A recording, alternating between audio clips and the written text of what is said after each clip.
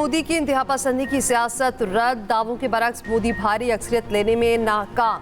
तीसरी बार इत्तेहादियों की मदद से बीजेपी की हुकूमत बनेगी। इस बार मोदी को तगड़ी ऑपोजिशन का सामना करना पड़ेगा। लोकसभा के 543 में से 526 के नतीजे आ गए। मोदी के 400 सीटों के जीत के दावों के बरक्स बीजेपी इत्तेहाद एनडीए 280 सीटों पर कामयाब। कांग्रेस इत्तेहाद इंडिया 209 सीटें ले उड़ा। मोदी का मरकज में हुकूमत बनाने का ऐलान। बीजेपी हेडक्वार्टर्स में कारकुनान से खिताब में फिर ढिठाई से क्लीन स्वीप का दावा कर दिया। पंजाब में मोदी का इत्तेहाद कोई सीट न जीत सका। तमिलनाडु में भी एएनडी को एक सीट न मिली। महाराष्ट्र में कांग्रेस का बोलबाला। मगरबी बंगाल में भी बीजेपी कुछ न कर पाई। कांग्रेस का मोदी से वजारत उस्मा छोड़ने का मुतालबा। कांग्रेस रहनुमा राहुल गांधी ने कहा कि सिर्फ बीजेपी नहीं, पूरी रियासती मशीनरी के खिलाफ लड़े। खुफिया एजेंसियां, ब्यूरोक्रेसी और आधी अदलिया भी हमारे खिलाफ थी। इंडिया इत्तेहाद ने इलेक्शन में भारतीय आइन को बचा लिया। बीजेपी ने पार्टियां तोड़ी, वज़राए आला को जेल में डाला, हर हथकंडे को इस्तेमाल किया। कांग्रेस रहनुमाओं ने मुत्तहद होकर हुकूमत के खिलाफ इलेक्शन लड़ा। बीजेपी अपने मज़मूम अज़ाइम में कामयाब नहीं हो पाएगी। लोकसभा इंतखाबात में कांग्रेस को बड़ी कामयाबी मिली। राहुल गांधी दोनों सीटों पर इंतखाबात जीत गए। बंगाल के वज़ीर आला ममताज बनर्जी का मोदी से इस्तीफे का मुतालबा।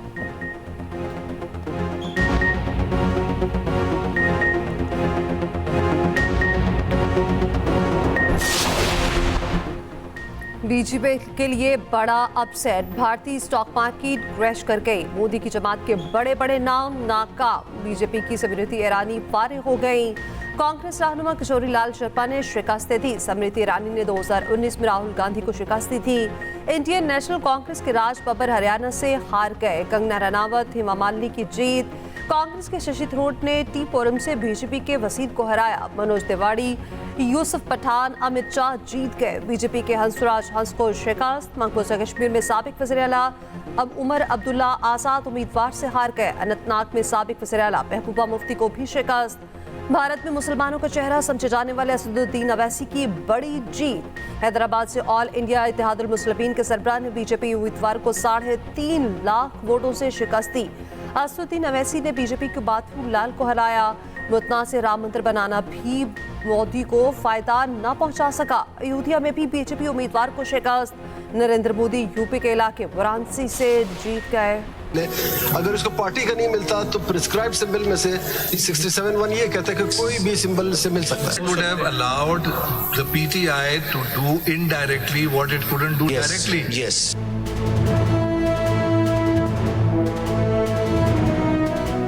मैंने खुद भी कहा था जब केस चल रहा था, आप शायद नहीं थे वकील। नहीं, मैं नहीं था। तो उनको कहा था भाई ये कर लो, कि क्यों नहीं कर रहे हो, अब इलेक्शन कर लो, क्यों नहीं कर रहे हो, अभी भी वक्त है। खैर वो बातें तो गुजर गई। सुप्रीम कोर्ट में पीटीआई से इंतखाबी निशान वापस लेने के फैसले पर बहस। सुन्नी इत्तेहाद काउंसिल की मखसूस नशिस्तों के केस की समाअत। जस्टिस मुनीब अख्तर ने कहा, मखसूस नशिस्तों का मामला इलेक्शन कमीशन की एक कानूनी गलती से पैदा हुआ जो उसने इंतखाबी निशान केस में की। अपने कोलीग से पेशगी मासरत के साथ कहता हूँ। सुप्रीम कोर्ट ने इलेक्शन कमीशन की गलती पर रबर स्टैंप लगाई। चीफ जस्टिस काजी फैज ईसा ने कहा, हमने तो नहीं कहा था पार्टी इलेक्शन ना कराए। अगर पीटीआई इंट्रा पार्टी इलेक्शन करवा लेती तो सारे मसले हल हो जाते। हर चीज का मलबा अदालत पर न डालें। पीटीआई ने अपने ही लोगों को जमहूरी हक से महरूम रखा। सुन्नी इत्तेहाद काउंसिल के वकील ने कहा, हमारा उम्मीदवार बुनियादी तौर पर पीटीआई के उम्मीदवार थे। इलेक्शन कमीशन ने हमें आजाद उम्मीदवार करार दिया। चीफ जस्टिस ने कहा, अब आप पीटीआई को ठुकरा चुके, सुन्नी इत्तेहाद काउंसिल में आ चुके। समाअत 24 जून तक मुलतवी। मीडिया से गुफ्तगू में चेयरमैन पीटीआई बैरिस्टर गौहर ने कहा, उम्मीद है 25 जून को फैसला हमारे हक में होगा। इलेक्शन कमीशन पीटीआई के इंट्रा पार्टी इलेक्शन को तस्लीम करे। हमें सुप्रीम कोर्ट से उम्मीदवार एतमाद है।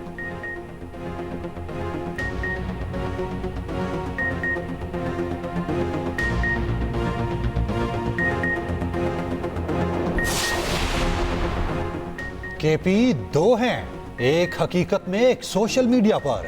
हमें तवानाई सोशल मीडिया पर मुखालिफिन के खिलाफ इस्तेमाल करना होगी। केपी में तालीमी निज़ाम तबाह हो चुका।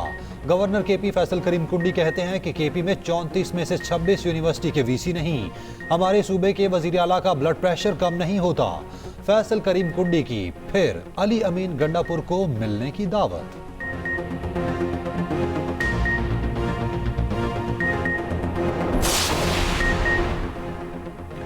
सीपैक नए मरहले में दाखिल हो रहा वन बेल्ट वन रोड शानदार मंसूबा है।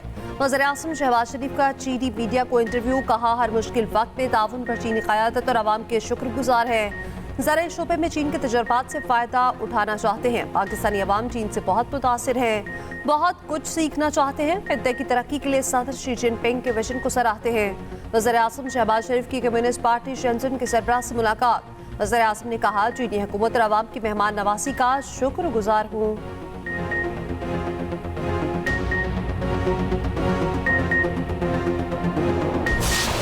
दहशतगर्दी के, गुंडागर्दी के घेराव जलाओ, लोगों के हाथ में, ये बच्चों के हाथ में पेट्रोल बॉम्ब दो, इनको जेलों में डालो, बिल्डिंगें जला दो, शुहदा की यादगारें जला दो, हुकूमत में सड़कों के ऊपर ब्लॉक कर दो, धरने दे दो।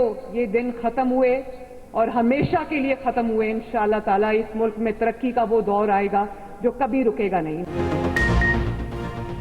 गुंडागर्दी, जलाओ घेराओ, पेट्रोल बम और धरनों के दिन हमेशा के लिए खत्म हो गए। बच्चों के हाथों में पेट्रोल बम, डंडे देने वाले उनके दोस्त नहीं दुश्मन हैं। वज़ीर आला पंजाब मरियम नवाज के नाम लिए बगैर PTI पर तनकीद, कहा मुल्क में तरक्की का दौर आएगा जो अब कभी नहीं रुकेगा। खुशी है पाकिस्तान को इस बात का एहसास हो गया। 3 माह में महंगाई तारीख की कम तरीन सतह पर आ गई। हमने इस बार पंजाब काबीना का पैसा ज़ाया होने से बचाया। पंजाब में किसान कार्ड के रजिस्ट्रेशन का भी आगाज। मरियम नवाज ने कहा, हर किसान एक फसल के लिए 1.5 लाख रुपए तक आसान कर्ज हासिल कर सकेगा। वज़ीर आला पंजाब की कतर के सफीर से मुलाकात।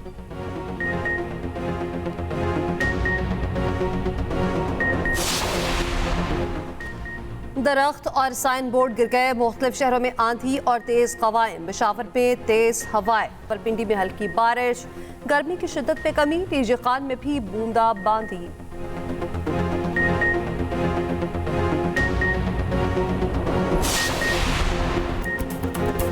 और मवेशी मंडियों में रौनकें बढ़ गईं। मौसम बेहतर होते ही खरीदारी में तेजी। मुल्तान में बैलों की जोड़ी की धूम। बादशाह और शहनशाह के नाज नखरे देखने वाले।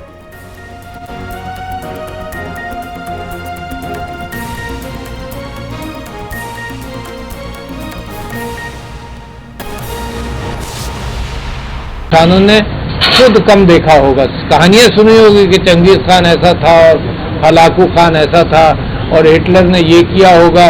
उसकी स्टिल तस्वीरें देखी होंगी, मगर गाजा एक ऐसी कैफियत है जिसके अंदर हमने खुद बच्चों को मरते देखा, और बच्चों की कैफियत, औरतों की कैफियत।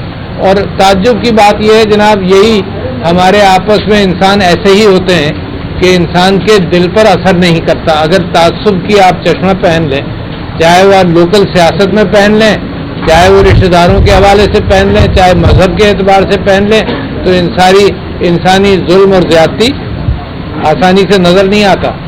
तो मैं कल नॉर्वे, स्पेन का शुक्रिया भी अदा किया था कि उन्होंने फ़लस्तीन को एक्सेप्ट कर लिया।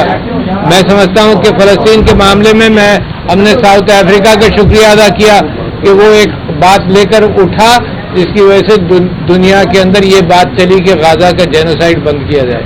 तो पहली बात ये थी।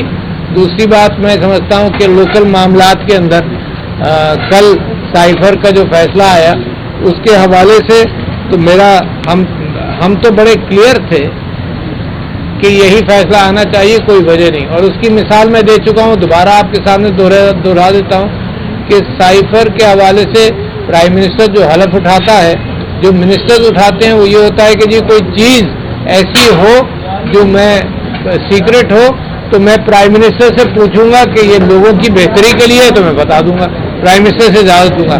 प्राइम मिनिस्टर खुद फैसला करता है, कोई सेक्शन ऑफिसर नहीं फैसला करता, कोई फॉरेन मिनिस्ट्री नहीं फैसला करती।